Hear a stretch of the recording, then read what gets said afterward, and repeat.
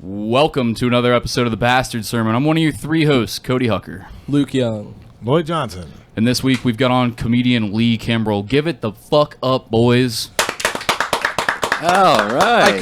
I can't clap as hard as I would like to. I cut my hand this week. Well, what, dude, jerking off too much? What happened? No, I was carrying a big old piece of wood. Yeah. Not my dick. Just said. Not my dick, but a big old piece of wood. Caught him a splinter. Well, any clapping goes a long way in this in a space this size. Yeah. Yeah, dude. Applause at all. You guys really are catering to my vanity. That, instead of three guys, it sounded like 4 to 5 guys. Yeah, no doubt, man. Oh, yeah. For sure. It's like doing an open mic at Chameleon. Yeah, no shit, dude. I love that place, but it's always fucking dead. There's no. I feel so sad for the comedians that just have to perform to my drunken face. That is exactly where I need to go for my first time. It's good. It's good and it's bad. Open mics, you just like there's just a million different things that you're like trying to sharpen when you go to an open mic. But I've been talking about it with a bunch of guys in the scene, and like there is a point of diminishing returns where so many, especially these new kids, like these post-COVID kids, they are just coming up dog shit show, dog shit show, dog shit show, dog shit show, you know? And it'll fucking wear on you after a while. So, again, you said it, much love to Chameleon, we love you, but my God, it can be... I mean, for real, you nailed it. There are 3 people in this room besides me. I've done shows there with that many people. Do you think there's just too many mics? I don't know if there's... There might be too many mics.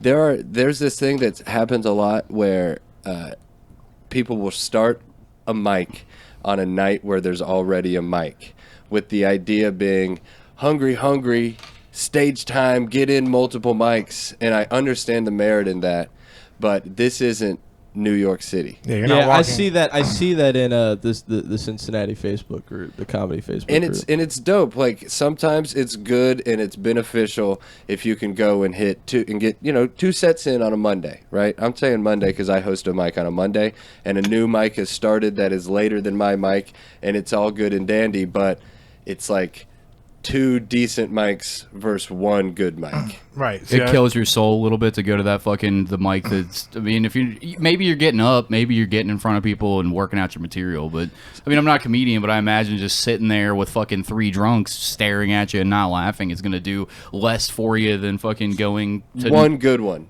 Yeah, exactly. No, you're right. Yeah, for sure. I remember I got into I won't say an argument, but a conversation down at Motor one night where I was like, I think maybe there's just too many.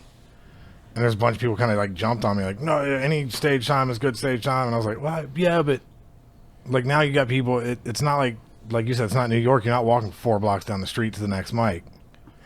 But I would like 3 or 4 years ago, I would probably be one of the dudes that would be like, no, it's more stage time. It's all stage time. And like, is that a younger comedian's mindset, though? It's hungry. I'm not saying I'm not hungry anymore, but yeah, younger maybe for a lack of a better term. But like, you just, when you're starting off and you're just got a big rager for it, you know, you're like, fuck it, I'll do 4 sets tonight.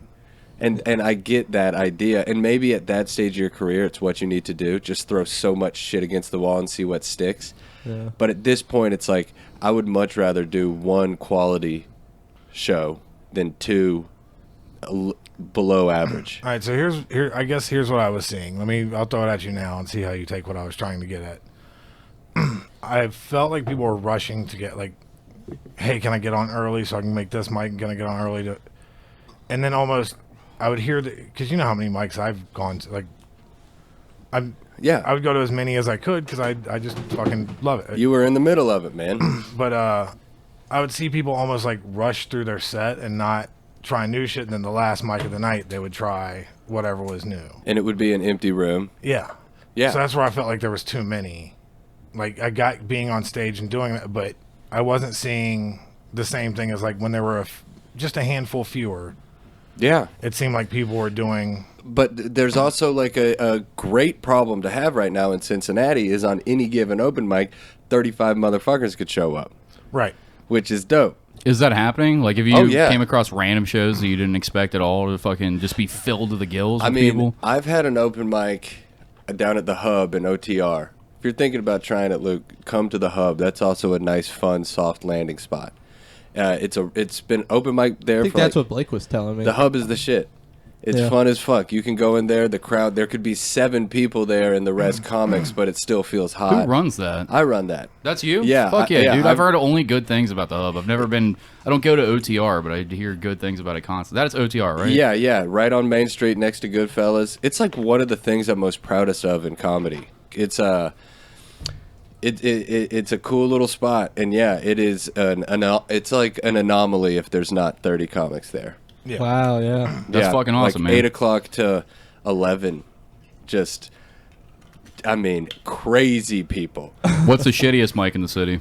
I'll put you in this position real quick. Okay, the shittiest mic in the city is a total affirmation came today when I know our exactly friend where you're going. Rand Barnacle canceled the Drip. The Drip open mic over in Camp Washington. It's over. It never began. I heard it was the stage there was weird because it wasn't even really a stage. No, it was just full blown unwelcome humans speaking into a microphone. Was it just cancer jokes and fucking... It was so brutal. Dude saying the N-word. And you're like, yeah, I'm too white for this. There were no N-words, but if somebody had said the N-word, maybe someone on the staff would have actually looked up from their phone. Because it was so... I went up there one time. I only did it once. And I went up there and I said... Give it up for your staff. And it was just this one surly ass fucking bartender, barista. She was sitting there, give it up for your staff. Everybody kind of like playfully clapped along, just zero acknowledgement. So I just kept it going. I was like, keep it going for her, dude. Everybody in the room was like clapping for her for like 2 minutes, and she didn't even acknowledge it. So that's the worst mic in the city. And it's over. They've canceled it already. Rest in peace. It was rip, doomed drip. before it started. Yeah, pieces. It's Rip, a mic. drip. Rip the Drip. No one's drinking.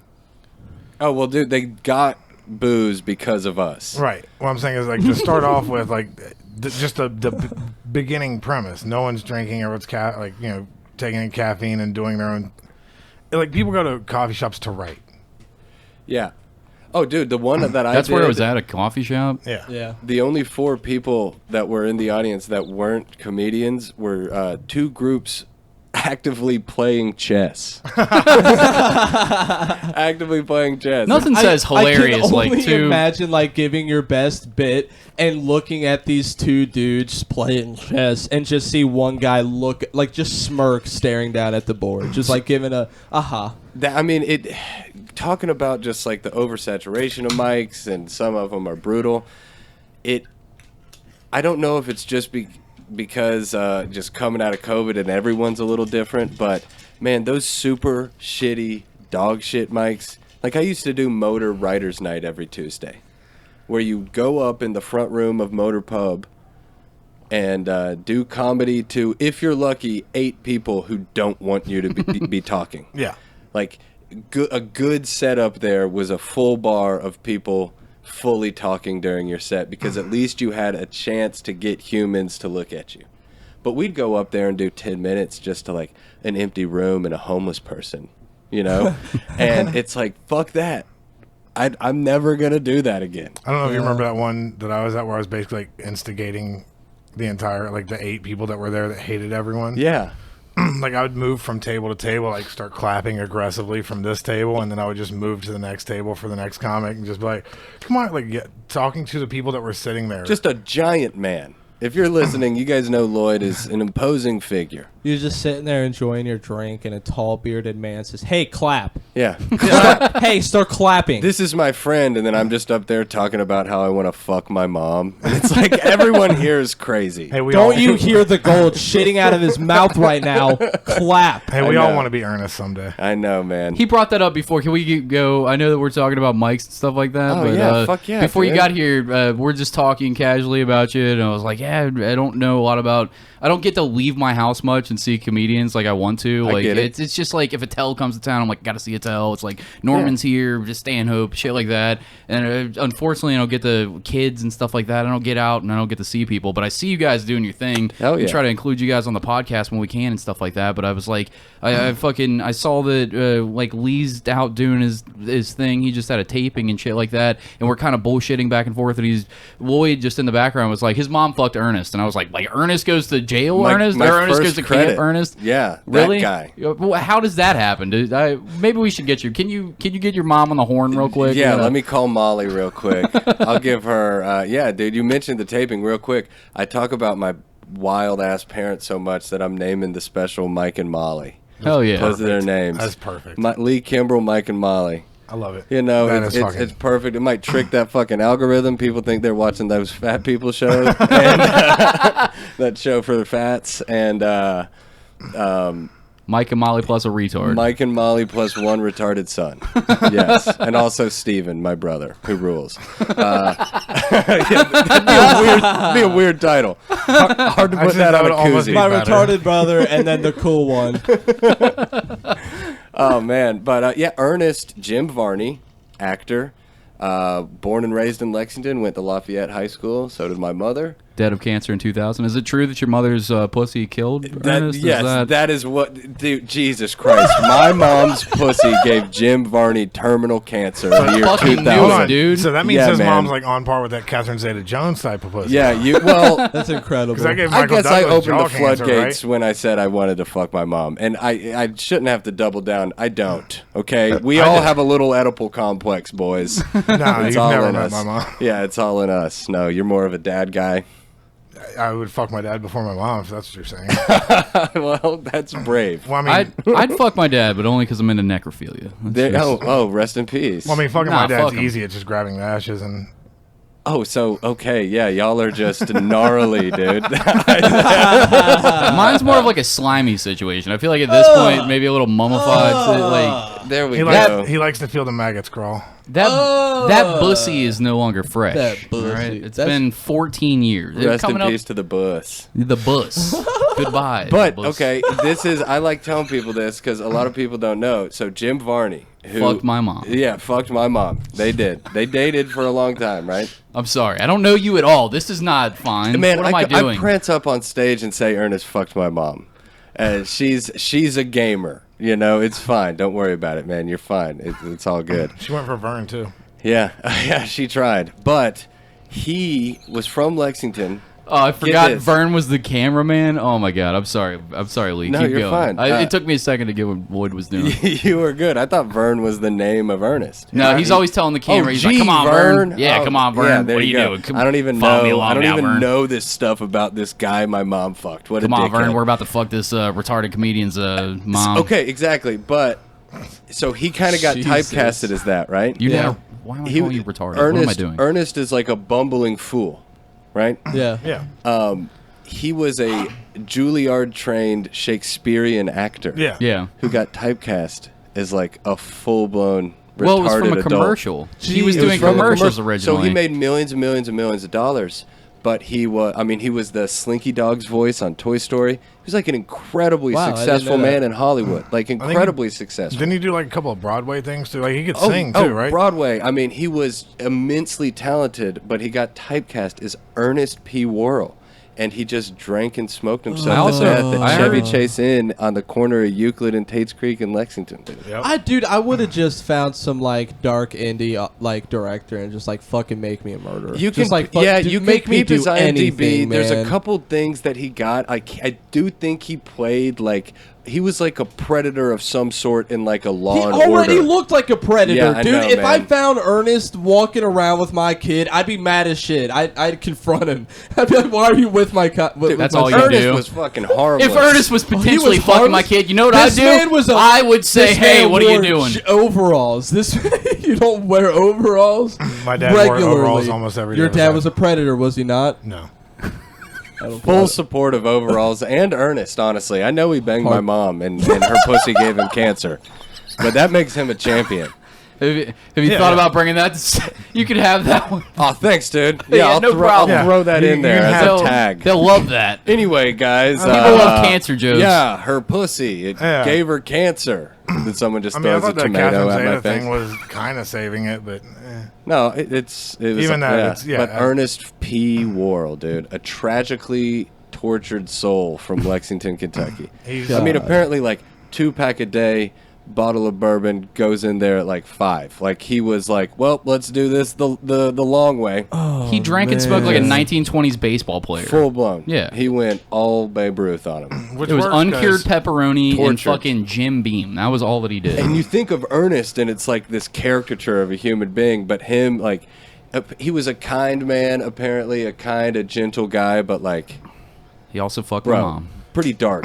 It's Pretty what dark. you get when you make a Robin Williams in Kentucky. Yeah. That sucks. Or if dude. you guys hit the fucking big time and each make $5 million, but you're doing something you hate. Come on, Yeah. man. You're doing this podcast right now where that's not happening. No, but I'm just saying, like, that is the weight that he was carrying But around. see, here's my Yeah. secret, Cap.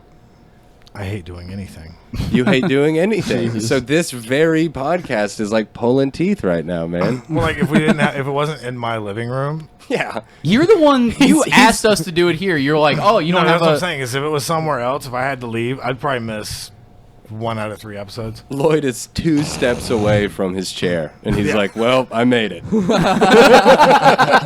This is as far as I'm willing to go. I'm here, dude. I know I'm busting your nuts a lot about your mom getting fucked by Ernest, but oh my god, I wish my mom was getting fucked by Ernest. Like the corpse of Ernest right now, or Jim Varney or whatever, as opposed to the dude that gave her 4 other kids. My stepdad, the guy that's been in prison and fucking like does nothing but lay around, and his gut gets bigger and his fucking chest gets more swollen by the day as he watches NASCAR. He's got like Sounds he has like the my kinda most dude. number 3 Dale Earnhardt memorabilia. No joke. So much collectible Dale Earnhardt shit. You should steal it and sell it on the bay. Isn't That would be fucking sick. I should do also, that. also, like him just deciding to do that forever and just dying that way, just make him such a bitch. No, you don't have to. Like I think Like you Rick take, Moranis quit, and he was like, "I don't want to do this he anymore." quit because his wife died. Well, yeah. So, He needed to raise the children's. all right, there you go. Dude, I don't know. I don't know if it makes him a I bitch. feel like that's an even celebrate. harder See, situation than just like not liking the role you were given. Like that's an easier thing to walk away with. No, but here's the thing where I don't think he's a bitch because once that first one was successful, now there's a whole industry around him being that guy. There's cameramen, there's fucking Hundreds of gaffers, people have jobs because of Ernest. So but he hates it. okay, but that's the thing. Yeah. Do you hate what you're doing and get like he hated what he's doing, but he's getting paid well and he was supplying a living for hundreds of other people? That's pressure. That's And like especially, I guess mean, I'm just heartless. I could give a fuck about anybody else on that set Well, that's 'cause list. you I'd haven't be had- like, man, I made the bag. I'm not No. happy anymore. I'm sorry. Like, I'm sorry. Like, you can go work at like probably Mr. Rogers for the next you're couple so of much years. fucking I'm nicer done. than I am. You can tone that shit down right now. The second you met those people, you'd be like, no, my hairstylist won't be able to get that second Prius for her daughter. Oh, No. yeah, dude. I'll It's, for sure do another movie. I'm sorry I even considered quitting. Like, fuck you. You're so much nicer than me.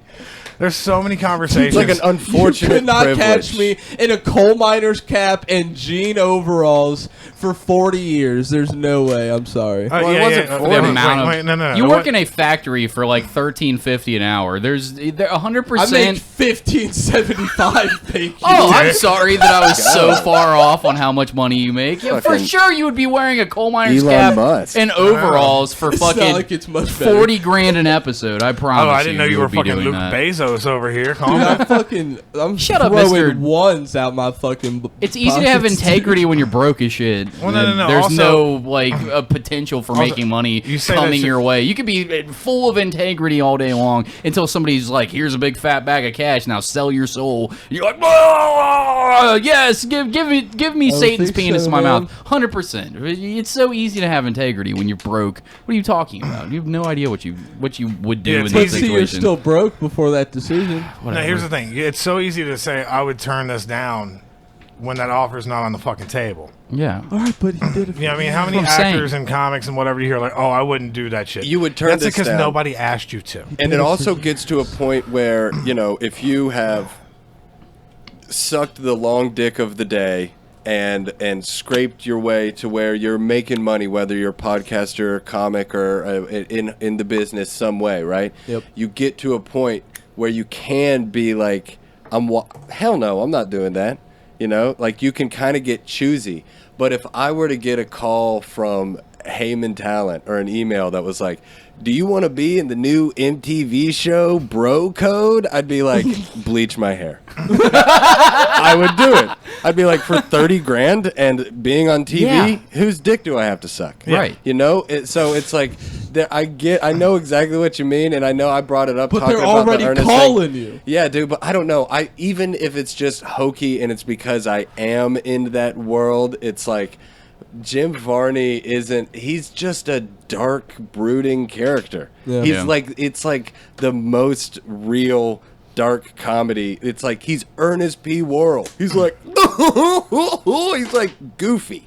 He sounds like fucking Goofy, and then he takes off the hat and unclips the overalls and loses the voice, and he just goes and sips scotch and smokes Reds until he dies, and it's like, that guy's a fucking boss. The guy's was just smoking Tim Allen. unfiltered pipe tobacco. He was just Tim Allen 1.0. Yes, he was. He was Tim Allen a little bit too early. Right. But man, Holy fuck, that is a good comparison. yeah, he is Tim Allen. He's like dumbed down Tim Allen. Holy shit, that is such a good comparison. Everyone's like, okay, Ernest P. Worrell, and then Tim Allen is just Ernest P. Worrell without like brain damage. Yeah. Well, no, I mean, It's still kind of like driven, but like, I mean, Ernest P. Worrell didn't have a family. You know, he couldn't be providing for anybody. Yeah, see, they were able to differentiate that with the show. Like, he was that idiot on Tool Time, and then he was a family man. Yeah. but he's also an idiot family man. Like, he was just that. I mean, he had to get tired of being Dude, that was back in the day. Tim Allen, he was a successful comic, right? kind of Up to the point, kind of. He was very successful. He went but I'm saying he was a successful comic up to the point he got JFL, and he goes to Montreal just for laughs. And they're like, here's a development deal. Dude, it was back in the day where he went up and did 7 minutes, like his tight 7. He just went up and did 7 minutes on his 7 Power minutes, Tools. by the way? Oh yeah, Garbage. 7 minutes on Power Tools, like, and then all the execs from every network in the fucking world were like, all right, well, we'll give you $500,000 if up front if we can just take your likeness and take those jokes, and we'll write a TV show around it. How's that sound? I mean, it was like there was a moment in Hollywood where that moment really did happen, where you were like, I did a set, and now they're gonna make me famous. You like go in, do your spot, leave with fame and money. It's so crazy. Tim Allen just popped. It's got to be so much harder if you do have integrity, though. Like, it's easy for, like, a Tim Allen or, like, Rodney Carrington never pop, but just a comedian that just doesn't. It's just like, I don't give a fuck. Like, I'm over here singing about titties and beer. I don't give a fuck. Yeah, you want to give me Rodney the TV show? I'll take that fat sack of cash. But be Dave Attell and get offered the same thing. Just like, I'll do Insomniac because that. And they're like, nobody's gonna watch it. Well, some people will watch it. And it does that and it fails. Dave's old porn and it fails. Meanwhile, he's the greatest comedian of all fucking time. Right. Like, that dichotomy's got to fuck with but your head a look little at guys bit. like Patton Oswalt. How many things has he done where you're like, oh god, that had to A bunch. kick him in the fucking dick to do it? But Think of some of the movies Robert De Niro's done in the last 15 Oh my years. god, yeah. I mean, that guy, like, in the early 80s, people were like, yeah, it's Brando and De Niro. He's like one of the all-time greats. Still might be. and now he's But, talking I about mean- milking cats. I mean, Like- that guy, like, voices Pixar movies. Yeah, here we go. Yeah. Meet the Fockers too. Yeah, Like, I know. Jesus Christ. And that's changing a little bit now, where it's like, obviously you want that big, huge reach, but you do, if you get the ability to have that big, massive reach, whether it's like a Netflix deal or you get an agent and you're repped and they're fucking throwing your name out there to everybody, like, there is a little bit of that kind of like soul selling shit that we're talking about, right? It's a little bit. yeah, it still has to happen. It I mean, loses its pureness a look at little guys bit. like Segura, who you would never think. Like, he did a handful of those like weird talking head shows Yeah. where it's just like shitty one-line jokes over a, after some video. He did a handful of those. Yeah. Where, like, I remember watching one where it's like him and Matt Braun. Like, there's like 10 comics I like all on this thing. I'm like, this is utter dog shit, and I know this is crushing their soul. Mm-hmm. But It also paid their rent for an entire year. yeah, it also not only paid their rent, but was the step they had to take And to you're get to new shit. in it. You're in it. As you got to eat a lot of dog shit. How many now they years have- have you been doing it so far? I'm still in the grand scheme of things. I'm a baby. It'll be 6 years on February 2nd. Are you getting to that point where you feel like you need to like have something like that, where you're just like, I need something for the time that I've put in, or is it not like that at all? Well, I got very fortunate and have this special that's about to come out, and it was just like a local production company here in town, and like that's the future of the shit. You don't need to get the big giant explosion and go on fucking America's Got Talent. Or Comedy Central. You know what I'm saying? Like You could gotta Sam Morril it or Shane Gillis it or YouTube fucking Mark it. Norman it, put it right on YouTube, and like if you already have that reach through all the podcasts that they're connected to and you all heard the of the- people that know them. Have you heard of the rule of 1,000? No, what is The it? rule of You 1,000. do things 1,000 times, you basically master it. Well, no, I heard That's that's 10,000 10,000 10,000 hours is what you're talking about. The rule of 1,000. Guy, a great comic I've gotten to work with named Greg Fitzsimmons. Amazing comic. Yeah, We all he's the love Greg. fucking man. He was telling me about the rule of 1,000, where, and obviously it's not, when you get down to the nitty gritty and taxes and this, that, and the other, it's a little spread out. But rule of 1,000: if you can get 1,000 people to fuck with you enough that over the course of a year, 12 months, they are willing to pay $100 for what you're putting out, whether it's merch, whether it's live shows, whether it's Patreon, whatever it is, whatever it may be. 1,000 people that fuck with you enough that they'll give you $100 over the course of a year. That's $100,000 a Welcome year. to $100,000. And when you zoom out, or rather zoom in like that, it makes it so much more attainable, or it makes it feel more attainable, and thus, Yeah, it does. and then you feel like less of a crazy person. Yeah. You know, like, and I think now with, I don't know, Patreon and just the internet got so fucking huge that inevitably I think it's probably just gonna kind of shrink down and become real subscription based. Like, it's a utility. I think it's going to run right in that middle. I think it's going to be half and half. I think you're A lot going of to have, people will jump ship. Hopefully. Well, I think you're going to have that a little smarter of a decision making on who's going to pass that bar. Because right now there's no people going, all right, this isn't really good enough to get as big as it is. Right. So I think over time you'll figure, like, people will figure out how to kind of filter that thing. Like, you know, you're seeing a lot of podcast networks happen now. It's turning into a team sport a little bit. Unionizing, just kind of getting together, you know, power in numbers. Right, and it's like, hey, these are people I fuck with. If you fuck with me, check out what they're doing. And you might find people you like even more. So it's going to come down to, like, almost like sports teams. Like, you're going to have this franchise and this franchise that are Yeah. going to do well with their market. Their system, their fan base. Yeah, I mean, like, you know, you listen to something like Come Town. Like, those weren't guys that were crazy big comics. Not at all. Nobody would have known about Cumtown at all if it wasn't for Chapo Trapo or the Trapo Chap. What is the fucking? Trapo Chap House. Yeah. They had a big following, and then it just happened that Nick Mullen and Stav was. And, Dude, there are Adam- acts.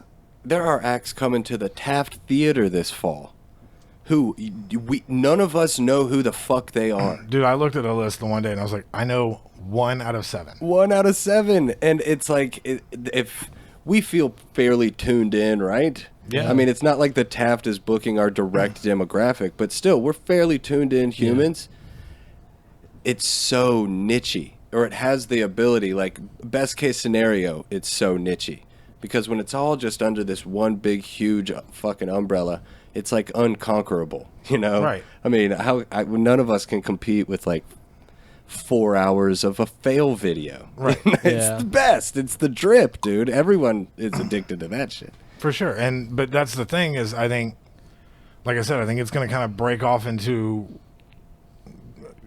your thing. Like, what's your way of spending that energy and that time? And I think YouTube and Twitch and things like that have shown us, like, it's broken up into its own little groups already. Like, Communities, you got to find your fucking tribe. there's Reddit people that someone can get out of control popular from Reddit. Someone can make YouTube videos and be, you know, spending millions where we would have no idea what their fucking name is. Nobody's the decider anymore. Like, there's no fucking big corporation that could tell. Like, there's no fucking... Now NBC's deciding, or Viacom is the one that's going to put everybody up and decide it. It's like, no, now it's the internet has full control. The people have full control. How good are you at using the internet as a resource, and how funny are you actually? Can you fucking make your thing like get to enough people through your marketing skills, and are you funny enough if it gets to enough fucking ears that it's going to take off? And then that's how you have things like, who the fuck is... I know the one guy, but 6 other acts at the fucking Taft. They're at the Taft. This is a giant theater. Like, they're going to... And it's sold out. How the fuck is that possible? Through the power of the internet. There's no fucking giant corporation that can dictate that for you anymore. Now you can do it all yourself. That's got to be daunting for a lot of people. I feel like... I think... No, there's so many more avenues to get there, though, that I think it makes it less daunting. Like Lee was saying, you kind of broke it down into smaller parts where... If you're good at that shit, though, but what if you're bad at it and, like, it was almost easier? Like, I know my direction has to be get on SNL. I know that. I know this is the only way that I get to the next step. Like, you can focus in. Now there's a million fucking lanes that you can go down. You're like, which lane right, is but like he was talking to... about when you went to pee, you only got to find 1,000 people that fuck with you enough to spend $100 a year, and you're making $100,000 a year. Yeah. You're right, though. I mean, there is something in that thought about... Especially with like the, I'll just speak for a comedian. I can't speak for comedians. I'll speak for myself. But that's something I've always kind of struggled with anyway. Is kind of hyperactive, task to task to task, friends to friend. You know what I'm saying? Absolutely. Like, hard time committing. Hard time. I don't know. I still couldn't tell you definitively what the fuck I'm gonna be doing in 10 years. Yeah. You know, like I'm like that, and it can be overwhelming. It's like you can look at it 2 ways. You can just be like, oh, with the internet, everybody can do it. Yeah. We can all fucking do it. Or you could say the exact same sentence and just be like, oh, well, with the internet, everyone can fucking do it. What am I out here doing this? I mean, every single person in the world is trying to be funny online right now. Right. Yeah. The market's so oversaturated right now that it's fucking... Even if you do have really genuinely good content, like, I'll give you an example... I almost, narcissism brain was like, we have good content, but fuck that. Sean Patton is a comedian that you guys all know and like, right? He's underrated as shit. Probably, even Ari Shaffir, when he went to Rogan, was like, the 3 most underrated Adrian Appalucci, Mike Vecchione, and fucking Sean Patton, they don't have all the attention that they deserve. If you go to YouTube or you go to Spotify or anything, he has a podcast that's been out for like 3 years that he barely does anymore with that other girl. I forget the name of it. It's a good podcast. Every time that I've listened to it, I've laughed. Sean Patton's fucking fantastic. It gets like it gets as much as the Bastard Sermon gets, and we're fucking absolutely nobodies. I mean, I know we've been doing it for 4 years, but we probably have as many listens as Sean fucking Patton has. One of the greatest comedians, one of the greatest underrated comedians in New York right now. Like, what the fuck? Like, how does that happen? And it's because everything's so oversaturated. So yes, the internet does give you a million lanes to do it, but you have to be so good at figuring out which lane to do it in and be able to hone it in on that to be able to fucking make something successful, or just have the right friends and fucking luck out. You know what I mean? But there's a huge amount of luck. It's a fickle business. There's a huge amount of luck, but then also there could be like a correlation between, is Sean Patton one of the biggest killers in the game right now because of the fact that his brain isn't the type of brain that can pop off on the internet? You know what I'm saying? Well, I mean, look at someone it's like there's a lot of people who will get there, you know, they'll get their following, or they will figure out how to kind of game the internet a little bit. Yeah. But that takes so much energy. Especially that you really have to be a hyper talent to be able to do both. And I know that that's kind of painting with a wide brush. I'm not saying you either make it and you suck or you fucking don't and you're good. I'm not saying that, but there is some sort of correlation. And why Sean Patton? It's like, and then also Sean pays his fucking bills. Yeah. He should be much bigger, but there's 15 markets in America right now where what about Brendan fucking Walsh? Like, where's that guy at? The other side of that same thing is there's nothing saying that next year Sean Patton won't, you know, start a podcast like Leibovitz or something, and all of a sudden it's okay, that's fine, but Sean's a newer guy, so I get where you're going with that. What about Brendan Walsh, though? He isn't a newer guy. Right, but he's been doing it forever. He also goes up like what, once every other month. But what are we trying? What are we saying? Are we saying Sean Patton because I agree. I mean, what are we I'm saying? not saying he's the Household greatest. I'm just saying, like, he should he's be. the fucking man. I love Sean. He's For a sure. dear friend and one of my favorite comics. I'm saying, what level are we needing him to be at? Yeah. Household name. Where's he wanting to be? At least Mark Norman level, that's at what- least Sam Morril level. It should be you know what I Norman mean? level. You're right. Because those dudes are now they harnessed YouTube, and now Morrell and Norman and List and all those fucking dudes are just selling out 4 club shows a fucking weekend and raking it in. Yeah. I'm not saying Right. they should be Ari Shaffir, Joe Rogan, or fucking Legion of Skanks. Well, but they're like, not far away from. They're not that far away from theaters with the way that it's kind of trending. You just go like, I sold out clubs for 2 years out of fucking nowhere, and now I'm in theaters. I mean, if you're selling out Liberty Funny Bone every time you show up and you're showing up twice a year, Yeah, theaters are right on the edge of what you're doing. yeah, they're right there. Sorry. Okay. Keep going. You're so funny. No, it's close enough that, I mean, Liberty Funny Bone's pretty big for what it is in the market it's in. Yeah, And you got Norman coming here twice a year selling it out. You got, Kreischer coming here twice a year selling it out. Kreischer's bumping to theaters, but he's got famous friends that sure. draw more eyes to him. All I'm saying is someone like Mike Patton or Sean Patton. Sorry, as soon as you get, I went on a whole thing about Mike Patton. Mike Patton's got something coming up, Fuck yeah. and I went mixing it together, and I wanted to make the. I had a dumb thought in my head of Mike Leibovitz and Sean Patton doing a Mike Patton podcast. It'd be great. It's fine. But I mean, Sean is about to go on like a massive theater tour with David Cross. That's And awesome. Open for him. They're coming to Bogarts Holy in November. What? Yeah. They're coming to Bogarts in November, and then Sean Patton is I need to look at You heard it tickets. here first, motherfuckers. Sean Patton is headlining January 6th through the 9th, 2022. That dude is so fucking Yeah, funny. so- If you guys God aren't familiar damn. with Sean Patton, I mean, he's got the This Is Not Happening story on that. If you want to Yeah. watch one of his stories, I mean, he's got. I don't know if he has a whole lot of like stand-up content that you can actually go and see on YouTube, but search him. He's funny. His fucking podcast is great. He's on he did one of the what's Bert Kreischer's cooking show? The Something's Burning. Yeah, something's burning. where they do And like 30 Patton. minutes just sitting there being fucking hilarious. Like just Sweetest dude. Yeah, I mean, One of the nicest guys. Thanks, man. Yeah. Talking to you, man. Appreciate that.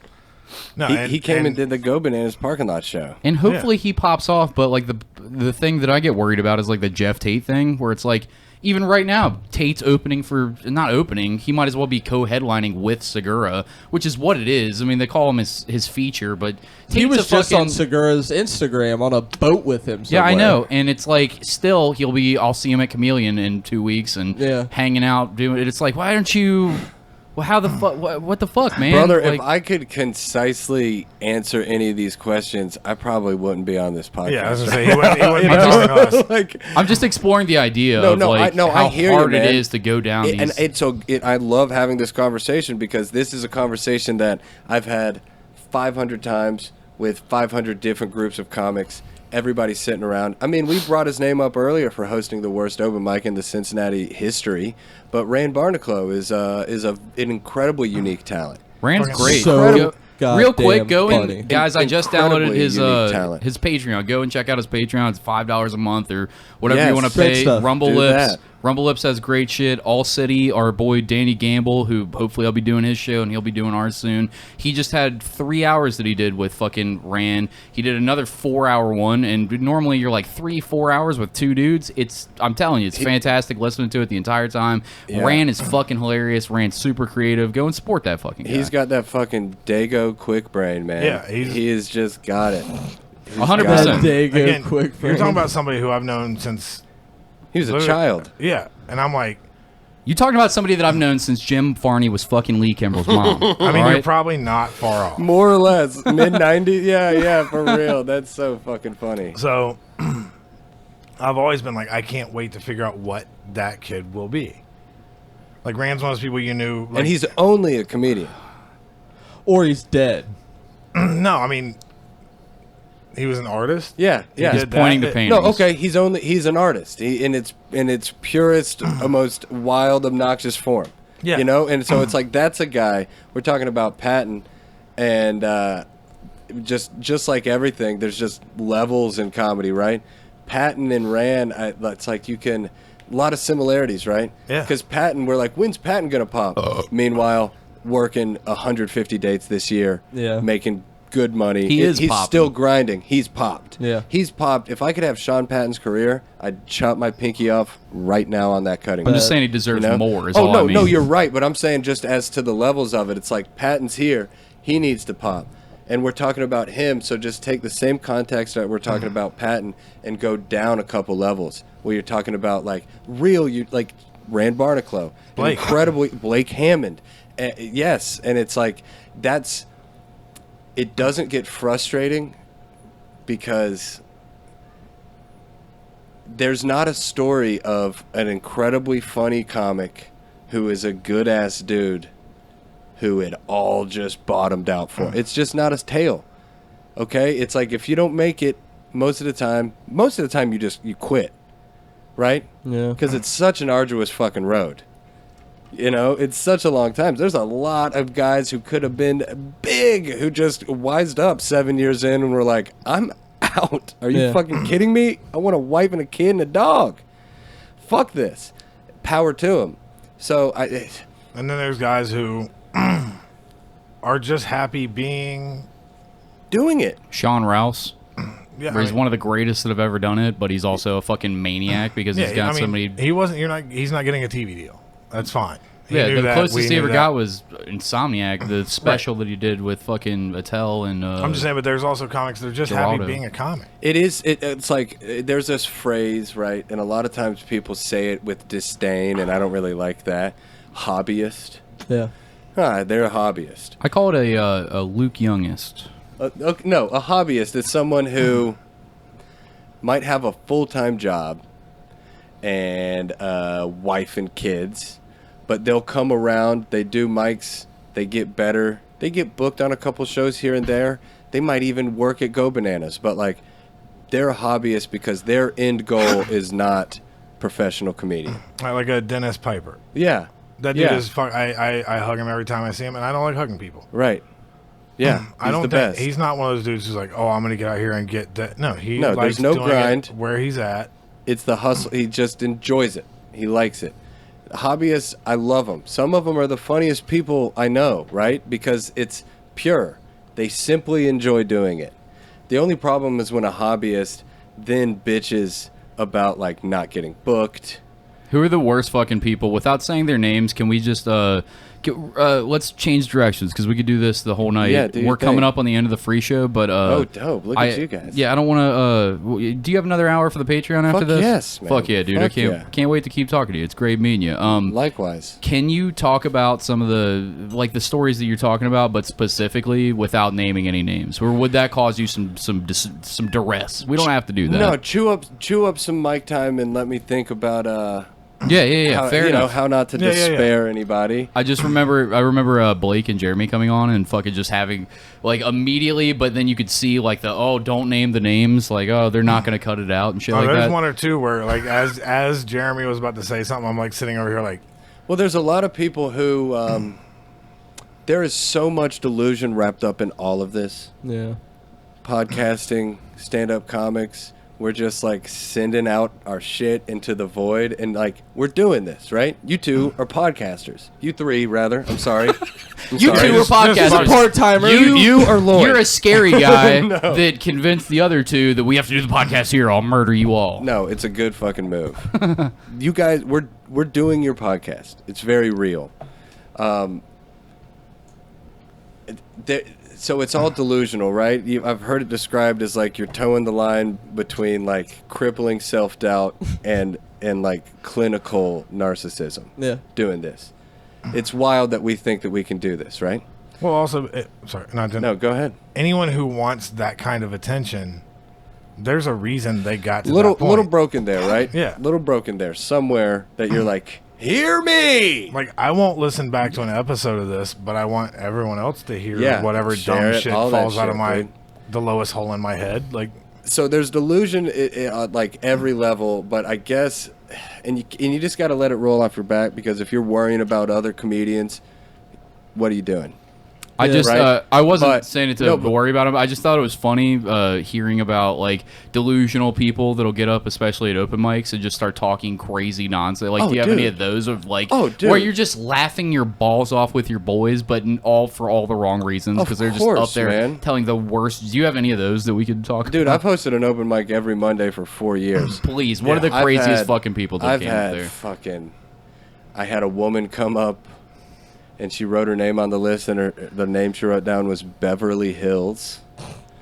And I'm sitting there It's already hosting the fucking mic. hilarious. I'm sitting there hosting the mic, and I see her like scratching down on this piece of paper, and she just slides it over to me where I'm standing, and I look at it, and it just says, "Can I?" It just says, "Can I do a Jew joke?" And I was like, "Fuck Fuck yeah, you can. Wait, honey, your yeah. name's Beverly Hills. yeah, Yeah. you can do whatever you want." I mean, open mic, open. You're over there like Mr. microphone. Skinner and shit, clicking fingers together. Dude, there's some of the ones Can like never. I don't say What no was- to people. What was her Does it Jew say joke, by censored the way? mic? Do you remember it? What is it? What was her Jew joke, by the way? I Do you can't remember it? it. Dude, I was just blown because I mean, it's like people will come to an open mic, and God love their fucking hearts for doing it, who are like certifiably fucked up. Yeah. Oh, Clint- Right Clint here, is dude. Calm dangerous. down. I like Luke. certifiably fucked up. We're all a little fucked up. I'm talking like these people have like driven down the highway and like thrown their prescription off a bridge. Yeah. They're crazy people. You know? Yeah. They're They're- fucking nuts. And they get their 5 minutes just like everybody else who signs up. And dude, the stream of consciousness just you'll see some middle-aged dude say something and you're like, "Oh my god, he wants to hit his wife." Like Yeah, it yeah. is wild. As a guy that's done open mics over and over again, and as another, you're sitting across from another guy that's like, I think Luke wants to get into that game a little bit. Like, Yeah, but you I should. do, but what's I'm some scared. advice that you could give? So, like, don't do jokes like this, or just any advice that you would give Obviously. to somebody that's just about to do their first couple mics, Don't ask that question. That's Well, no, I mean, no, it's a fair enough question. There's or a to lot of anybody new listening, people- not even necessarily Luke, but just to other people listening. Like, here's something to avoid, or here's something to do, something like that. just funny first, Yeah, right? funny Don't first. try to like have some profound message. If the jokes that you Mike Birbiglia. yeah, right. It's like if the jokes that you like, I don't know. You'll just see a lot of people that obviously there's going to be some mimicry with who you listen to, but like, just I don't know. It sounds so vague. Try to be funny. Show up. Don't be a dick. Kind of. It's. I don't. It's not like Cincinnati scene is very welcoming, but it is definitely just like Insanely. any other thing. It's like it's still a Shark Tank of speak to people. speak. Yeah, speak when spoken to at first. Don't bust up into a circle with like a bunch of guys who've been doing it 8 years. Just like, what's up, fellas? Well, You know, just kind of just social awareness. when Blake and Jeremy were on, I've mentioned one where I saw a guy do a set that like 3 people were laughing at, and as he came off, because him and I had been talking a little bit before he went up, as he came off stage, he was like, "Watch him follow that," Oh yeah. and my brain was just like, "What?" Oh, Well, that's what I was talking fuck? about earlier. Is like the delusion. You just, I mean, I'm to the point now. It's like it did kind of used to maybe irk me in the past, but now it's like there are mass dudes who will go up there and bomb and come off stage and look you right in your fucking eye and just be like, "That went well." And at this point, it doesn't feel like my role, and it's not my role to be like, "Hey, man." No, it didn't. No, it didn't. What's the hardest you bombed? You bombed. What's Hardest the hardest I you bombed? I've had many a hard ones. What's the one that made you want to kill yourself when you got like, the- I am polishing my the, gun? the one that made me want to kill myself was probably I was like 8 or 9 months in, and I was just doing any show I could, and I entered this contest at a biker bar in Lagodi, Indiana. What part of that sounds unfunny? Man, it was so unreal. I'm not even kidding. We're driving there. GPS is like, you're 0.2 miles away. And I'm just in the forest. I'm just like, where? What? Follow the sound I'm of just banjos like, playing. I'm like out fucking cut. Like there is nothing out there. 0.2 miles away, and I pull up. As I'm pulling up, like right next to the venue, there's this trailer park. And I see this trailer, and I'm not kidding. It looked like a movie. There was like a SWAT team moving in on this like meth lab I would imagine. Either that or like it was filled with like Asian kids. I don't know. Like It's Indiana. Either of those track. One Either of those. track. So I roll up to the venue and it just bombed horribly doing original material. That sucked. But I lost to just a bunch of local yokels who did street jokes my pop used to tell me. The guy who came in first place went by Stank Williams. Dude, that's a great name. Yeah, bro. it's great. It's great. That guy rules. Yeah, well, I'm nah. fucking mad at that guy. Williams, I had to drive dude. 3 hours and 15 minutes back after that. He's booked next month. Dude, all right, settle down. every spin of the tire, anything I ate, anything, like, I lost. The ones where you go and bomb and you lose money, like a lot of it when you don't have any. Yeah. You know, I took off a Saturday night of Ubering, my only income, to drive 6 hours round trip to lose $70 And pop a tire on the way. bomb. Do you remember driving me to the Dayton airport? Oh, yeah. And he's What's like, this dude. story? Who'd you fight at the Dayton airport? No, I was leaving. Tell for- us your can't fly oh, yeah, list I story. remember that. No, I was just flying out to see my friends in Salt Lake. Ended up getting to meet Brad Williams and hang out with him for a little while. That was sick. Whatever. But Then I had to fight ninjas. no, he was driving me up there, and he was like, "Dude, I'm fucking glad that you hit me up for this." He's like, I didn't drive like the past 2 nights to do these shows at blah blah blah and blah blah blah, and he's like, "If you punched me in the face, it wouldn't hurt as much as waking up this morning did." Yeah, man. There's some bad ones. There's some really bad ones. I don't remember if Hard you of remember saying like that. Oh, that yeah. way. Like Oh, yeah, that sounds about right. He pulled up out here, and I got in the car, and he just had energy to him, and I'm like, "Hey, man, you all right? Everything cool?" Like, I was like, yeah, I didn't sleep because I bombed so hard in front of people I respect. we were talking about like giving up 2 nights of working to do. Oh, to lose money and Yeah. bomb. And he's like, "So I'm so glad you're doing it," because I I'm was so like, "Hey." happy I can drive you to Dayton at 4:30 a.m. Yeah. Thank you. Yeah, I'm like, "Here, let me pay you. Dire of a Let me pay you more than it would have cost me just to take an Uber, just because I can take, I can go with somebody I know, and I." Yeah. It Guys, was better. let's absolutely keep talking shit, but we're right at the 52-minute mark, so let's do some motherfucking reads. What do you say, boys? Shall we? This episode, as all episodes, is sponsored by the amazing, the talented, the incredible, the long dick wizard, Anthony Tank Mansfield. Go and buy his art, his fucking awesome looking beer glasses, all of his t-shirts and enamel pins at neiltoknoone.com.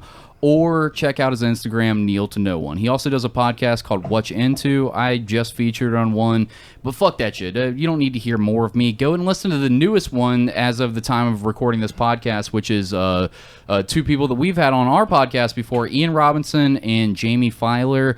They do the Cream podcast, Comics Rule Everything Around Me, soon to be Cinema Rules Everything Around Me, and they do a podcast about having tattoos. They've been tattooed since the 90s. I know it might possibly seem like a who cares, everybody has tattoos, lame topic.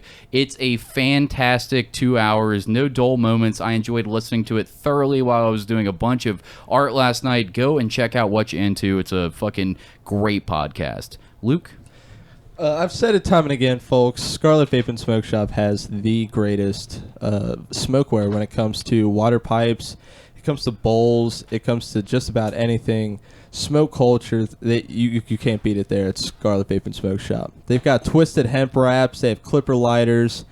They've got all sorts of things. They've got Kratom. They've got CBD. They also have Delta 8, and I think they do have Delta 11 products, nugs and carts. And you can't go wrong with their pricing here. They said it on our podcast when we had them as guests that they don't want to undercut you. They buy it at cheap price or at high prices. They and buy sell cheap it to shit you and they sell it to you cheap- high dollar. They're Sell it trying to to make you. the most money off of you possible. and they sell it to you at Kidding. great affordable prices.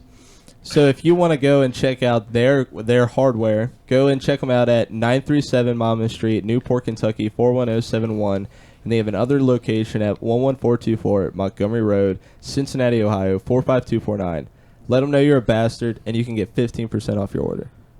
And Dude. before we continue on with plugs and shout-outs and everything else and Lloyd's podcast that he does, Lee, I'm sorry, we should have done yours up front. What dates do you have right now? Do you have any sort of dates? Would you have something that people need to be checking out? You're all good, man. First off, shout out SCARLET, dude. I got a Delta 10 cart in my fucking vape right Hell now. yeah. Yeah, from them. man. SCARLET rules. Hey, next Tell time him you you're go a there, tell bastard. me you're a bastard. Okay, I will. Get Fuck that yeah, discount, man. son. Bet. I go there once a week, dude. Yeah. Let's see. Like we were talking, the Hub is every single Monday at 7:30 at the Hub downtown in OTR. It's right next to Goodfellas and Jack Brown's. You can bring food in there. You can bring your damn dog in there. Ooh. It's a fun one, man. It's a really fun open mic, whether you're thinking about doing comedy or you just want to watch it. Because, you know, you'll see some people where you're like, holy fuck, they're really good. And then, like we were talking about earlier, you'll just see insane people. And so it's just like a huge human experience. I fucking love the Hub every Monday. Here in town, Go Bananas. Open the Friday. fuck back up. It's open. I don't know when this drops, but we're opening back up October 1st, 2nd, and 3rd, which means we will just be back off to the races. So that would be what, the 8th through the 11th and the 15th through the 18th. You know, Go Bananas is back, motherfucker. Fuck Yeah. Hell Go yeah. Bananas is fucking back. And it looks fucking dope. It's going to be amazing. That Wednesday night Pro-Am. Check that out, bastards. It is dope. You've got a special. Also, Yeah. Yeah, I Where got a special. can they get it? I got a special coming out. I did it with 4x3 Productions here in Cincinnati. Those fucking dudes rule. They're awesome. It's going to be coming out. I wish I had a super hard date right now, but it'll probably be coming out like second week of October. Where are we looking? We will for sure Amazon? plug it. It'll be on Amazon. It will be on Amazon at first, Amazon, Tubi. Once it spins on there for a little while, I'll move it over to YouTube. But please, if you have Amazon, watch it on there. And when you go to work, fucking loop that shit. Yeah, and just keep it on put it replay. on mute and let your cats watch it. And tell everyone you know, because you know it's incredibly exciting, man. The more I'm eyeballs that hit proud it, the of it. better it is for the people we fucking enjoy talking to and having on here. Also, don't get beat up by Billy. Yo, yes, and the new Nasty Boys podcast, Cincinnati Reds podcast. Me and Billy DeVore have been hosting it for a long time. We just kind of bullshit about our days and then talk about the Reds. So this season was a lot of fun, and then it was a lot of not fun. But fucking Votto still banks. Go Redlegs. All that shit. And follow me on Instagram for the so you can be on that special drop, What's baby. your Leon Kimbrell. All one word.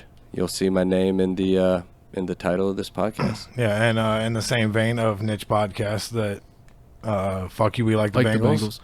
I thought we were going to harmonize it. What are you doing? That's why I was like, me and you. I just went right into the. That's all right. Go ahead. Sorry. But we're working on doing a live podcast. We're ironing out details for that. Fuck Should be yeah, for the dude. 49ers game.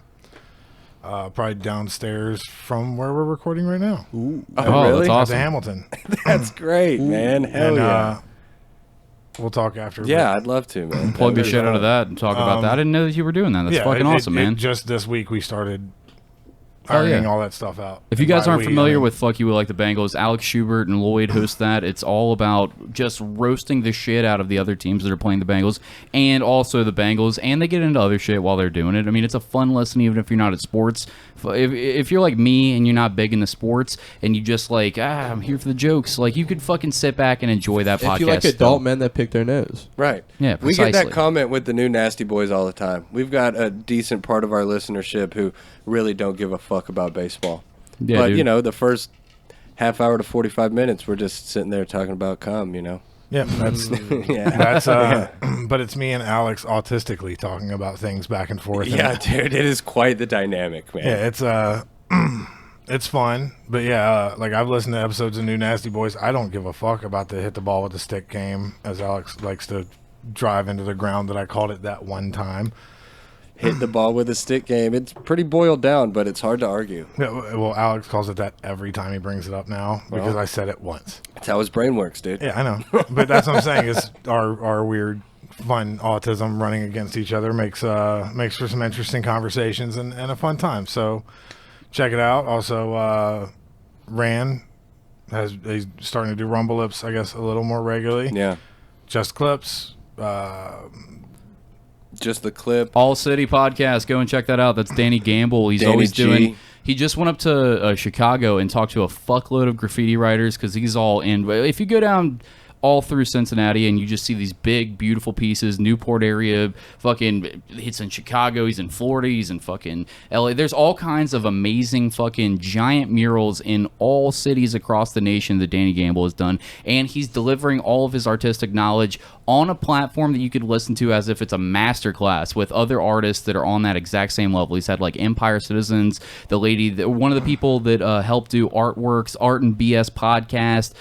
They actually, Art and BS podcast just had Rachel Dolezal of all fucking people on there. She's an artist, and instead of like making it this thing where it's like we're gonna, and the guy that does Art and BS is a black dude, so it's like talking to Rachel Dolezal, and like Rachel Dolezal is like a painter, so like didn't like make it about this thing where she's already been grilled about a million times. He just talked to her about art. That's a fantastic listen. Awesome. Gamble has that person on all the time, fucking ran on all the time. I've done an episode in quarantine. Hopefully I can get back into the studio to do another one.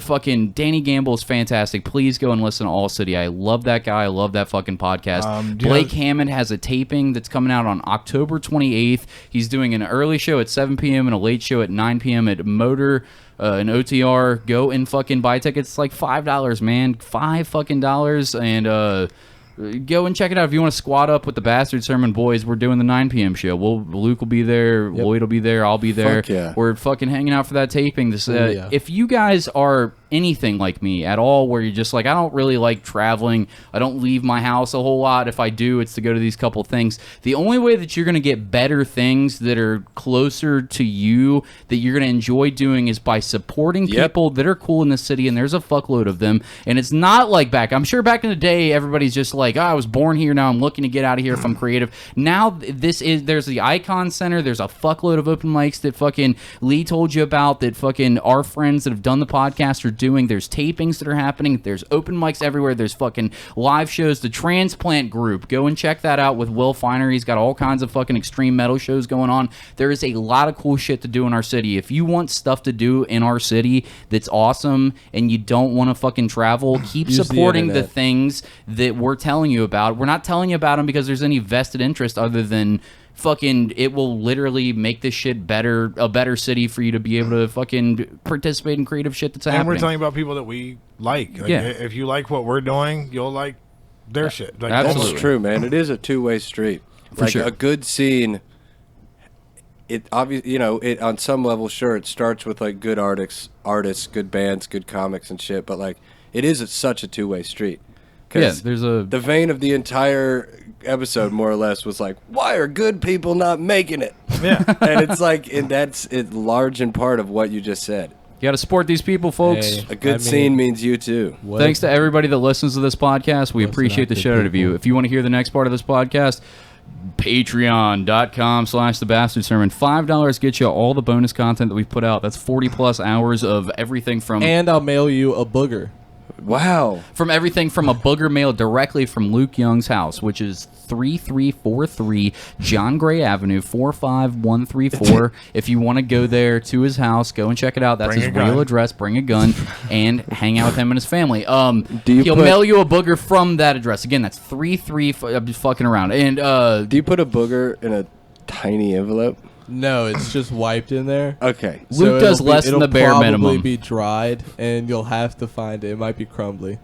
If this podcast was up to Luke, nobody would ever hear it. But so you getting a booger is suspect. I don't believe it for a second. If he was promising you a booger, I would say that you'll get that booger in 4 years. If I bust his balls every day from now until 4 years from now, you'll get that booger eventually. Damn, I'm like you, Luke. Yeah.